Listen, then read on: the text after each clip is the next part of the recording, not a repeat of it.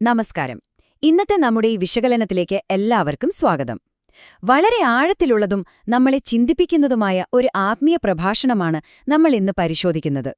ലളിതമായി പറഞ്ഞാൽ നമ്മുടെ ആത്മീയ യാത്രയ്ക്ക് ആവശ്യമായ ഒരു മാപ്പ് അല്ലെങ്കിൽ രൂപരേഖ തയ്യാറാക്കുകയാണ് നമ്മളിവിടെ ചെയ്യുന്നത്. നേരിട്ട് തന്നെ വിഷയത്തിലേക്ക് കടക്കാം, അല്ലേ? തുടങ്ങുന്നതിനു മുൻപ് തന്നെ ഞാൻ നിങ്ങളോട് ഒരു ചോദ്യം ചോദിക്കട്ടെ. ദൈവത്തിന്റെ അന്തിമ ന്യായവിധിയുടെ മുന്നിൽ നിൽക്കാൻ നിങ്ങൾ ശരിയും തയ്യാറാണോ? ഒന്ന് ചിന്തിച്ചു നോക്കൂ. സാധാരണയായി നമ്മൾ നമ്മളെ തന്നെ ചുറ്റുമുള്ളവരുമായിട്ടാണല്ലോ താരതമ്യം ചെയ്യാറുള്ളത്. അവരെക്കാൾ ഞാൻ നല്ലതാണ് എന്നൊരു തോന്നൽ നമുക്കുണ്ടാകും. എന്നാൽ അതിനപ്പുറത്തേക്ക് ചിന്തിക്കാൻ ഈ ചോദ്യം നമ്മെ നിർബന്ധിക്കുകയാണ്. ഈ സങ്കീർണമായ വിഷയത്തെ നമുക്ക് 6 ലളിതമായ ഘട്ടങ്ങളായി തിരിക്കാം. 1. ദൈവത്തിനു മുന്നിൽ കുറ്റമറ്റവരായിരിക്കുക. 2. പ്രലോഭനങ്ങളെ നേരിടാനുള്ള പ്രാർത്ഥന. 3. പരിശുദ്ധാത്മാവിന്റെ മാർഗനിർദ്ദേശം. 4. തിരുത്തലുകളുടെ കണ്ണാടിയായ ബൈബിൾ. 5.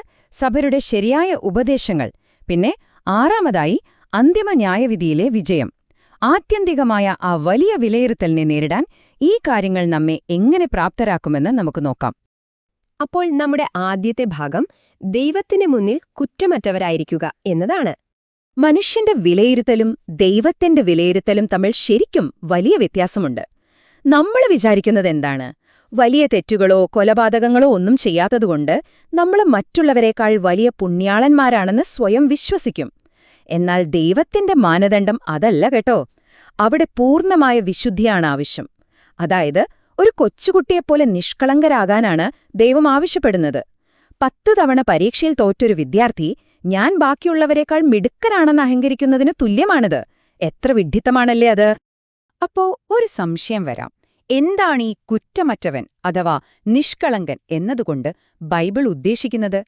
അതിനർത്ഥം ലോകവിവരമില്ലാത്തൊരാളായിരിക്കണം എന്നല്ല, മറിച്ച് നിരന്തരമായി ശുദ്ധീകരിക്കപ്പെടുകയും സ്വന്തം തെറ്റുകൾ തിരുത്തുകയും ചെയ്ത് ക്രിസ്തുവിലൂടെ കുറ്റമറ്റവരായി തീരുന്ന വളരെ സജീവമായൊരു പ്രക്രിയയാണത്. വെറുതെ ഞാൻ നല്ലവനാണ് എന്നവകാശപ്പെടുന്നതിലല്ല കാര്യം.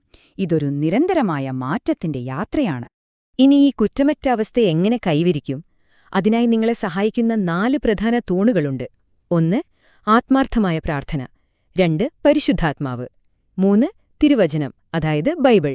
പിന്നെ 4. സഭാകൂട്ടായ്മ. ഒരിക്കലും തകർക്കാനാവാത്ത ശക്തമായ ഒരു ആത്മീയ പ്രതിരോധം കെട്ടിപ്പടുക്കാൻ ഈ 4 കാര്യങ്ങൾ കൂടിയേ തീരൂ. നമ്മുടെ രണ്ടാമത്തെ ഭാഗം പ്രലോഭനങ്ങളിൽ വീഴാതിരിക്കാനുള്ള പ്രാർത്ഥനയെക്കുറിച്ചാണ്. ശരിക്കും പറഞ്ഞാലേ നമ്മൾ മനുഷ്യർ വളരെ ബലഹീനരാണെന്ന നഗ്നമായ സത്യം നമ്മൾ ആദ്യം അംഗീകരിക്കണം. ജീവിതത്തിൽ കടുത്ത ദാരിദ്ര്യമോ വലിയ അസുഖങ്ങളോ ഒക്കെ വരുമ്പോൾ അത് നമ്മളെ വളരെ എളുപ്പത്തിൽ പാപകരമായ തീരുമാനങ്ങളിലേക്ക് നയിച്ചേക്കാം. ഇത്തരം വലിയ പ്രലോഭനങ്ങളിൽ വീഴാതിരിക്കാൻ നിരന്തരമായ പ്രാർത്ഥന ആവശ്യമാണ്. കാരണം ആത്മീയ സംരക്ഷണമില്ലെങ്കിൽ എത്ര വലിയ ഭക്തനാണെങ്കിലും കടുത്ത പരീക്ഷണങ്ങളിൽ വീണുപോകാൻ വലിയ താമസമൊന്നും വേണ്ട. ഇനി 3. ഭാഗം നോക്കാം. പരിശുദ്ധാത്മാവിന്റെ മാർഗനിർദ്ദേശം. ഇതൊരു വലിയ കാര്യമാണ്.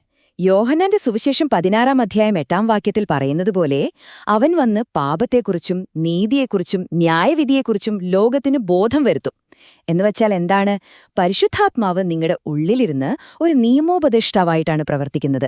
മറ്റാരെങ്കിലും അറിയുന്നതിനു മുൻപ് തന്നെ നിങ്ങൾ ചെയ്ത തെറ്റുകളെക്കുറിച്ചും പാപങ്ങളെക്കുറിച്ചും നിങ്ങളുടെ ഉള്ളിൽ കൃത്യമായ ബോധ്യം നൽകുന്നത് പരിശുദ്ധാത്മാവാണ്.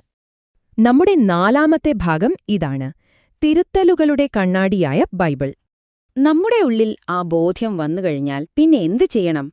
അവിടെയാണ് ബൈബിൾ ഒരു കണ്ണാടിയായി പ്രവർത്തിക്കുന്നത്. 2 തിമോത്തിയോസ് 3:16 വളരെ വ്യക്തമായി പറയുന്നുണ്ട്, എല്ലാ തിരുവെഴുത്തും ദൈവശ്വാസ്യമാകയാൽ ഉപദേശിക്കാനും ശാസിക്കാനും തെറ്റുതിരുത്താനും നീതിയിൽ അഭ്യസിപ്പിക്കാനും പ്രയോജനമുള്ളതാകുന്നു എന്ന്. നമ്മൾ എവിടെയാണ് തെറ്റിയത് എന്ന് കൃത്യമായി കാണിച്ചു തരുന്ന ഒരു മാപ്പാണ് വചനങ്ങൾ. ആ തെറ്റുകൾ മനസ്സിലാക്കി നമുക്കത് വേഗത്തിൽ പരിഹരിക്കാൻ സാധിക്കും. അടുത്തതായി 5. ഭാഗം: സഭയും ശരിയായ ഉപദേശങ്ങളും. സഭയെ ശരിക്കും ഒരു വിദ്യാലയത്തോട് തന്നെ ഉപമിക്കാം. കൂട്ടായ്മയിൽ ഒരുമിച്ച് ചേരുക, നമ്മുടെ ആത്മീയ നേതാക്കളുടെ തിരുത്തലുകളും ഉപദേശങ്ങളും ശ്രദ്ധയോടെ കേൾക്കുക, എന്നിട്ട് നമ്മുടെ ആത്മീയമായ അന്ധത മാറ്റാൻ ആ നിർദ്ദേശങ്ങൾ സ്വന്തം ജീവിതത്തിൽ പ്രാവർത്തികമാക്കുക. ഒടുവിൽ ദൈവത്തിനു മുന്നിൽ നിൽക്കാൻ തയ്യാറെടുക്കുക. ഇതാണവിടെ നടക്കുന്നത്. അന്തിമ വിലയിരുത്തലിൽ നമ്മൾ പരാജയപ്പെടാതിരിക്കാൻ പടിപടിയായി നമ്മെ നയിക്കുന്നത് ആത്മീയ നേതാക്കളാണ്. സഭാ നേതൃത്വത്തിന്റെ യഥാർത്ഥ ലക്ഷ്യം എന്താണെന്ന് കൊലോസ്യർ 1:28 വളരെ വ്യക്തമായി തന്നെ പറയുന്നുണ്ട്. ഏതു മനുഷ്യനെയും ക്രിസ്തുവിൽ തികഞ്ഞവനായി നിർത്തേണ്ടതിന് ഞങ്ങൾ ഏതു മനുഷ്യനെയും പ്രബോധിപ്പിക്കുകയും സകല ജ്ഞാനത്തോടും കൂടെ ഉപദേശിക്കുകയും ചെയ്തുകൊണ്ട് അവനെ അറിയിക്കുന്നു. ഇതിന്റെ അർത്ഥം വളരെ ലളിതമാണ്. വിശ്വാസികളെ ദൈവത്തിനു മുന്നിൽ കുറ്റമറ്റവരായി നിർത്താൻ സഭ അക്ഷീണം പ്രയത്നിക്കുന്നു എന്ന് സാരം. ഇനി അവസാനത്തെയും 6ാമത്തെയും ഭാഗത്തേക്ക് വരാം. അന്തിമ ന്യായവിധിയിലെ വിജയം. ഇനി ആ വലിയ കോടതിമുറി ഒന്ന് സങ്കൽപ്പിച്ചു നോക്കൂ. ഈ അന്തിമ ന്യായവിധിയിൽ ലോകത്തിലെ പ്രലോഭനങ്ങളും ദുഷ്ടാത്മാക്കളും എന്തിന് നിങ്ങളുടെ സ്വന്തം ബലഹീനതകൾ പോലും നിങ്ങളെ കുറ്റപ്പെടുത്താൻ മുന്നോട്ടുവരും. എന്നാൽ പേടിക്കാനില്ല. നമ്മൾ നേരത്തെ പറഞ്ഞ ആ 4 തൂണുകളിൽ നിങ്ങൾ ഉറച്ചു നിന്നിട്ടുണ്ടെങ്കിൽ നിങ്ങളുടെ പ്രതിരോധത്തിനായി യേശുക്രിസ്തുവും പരിശുദ്ധാത്മാവും ദൈവകൃപയും അവിടെയുണ്ടാകും. അത് നിങ്ങളുടെ സമ്പൂർണ്ണ വിജയം ഉറപ്പാക്കുകയും ചെയ്യും.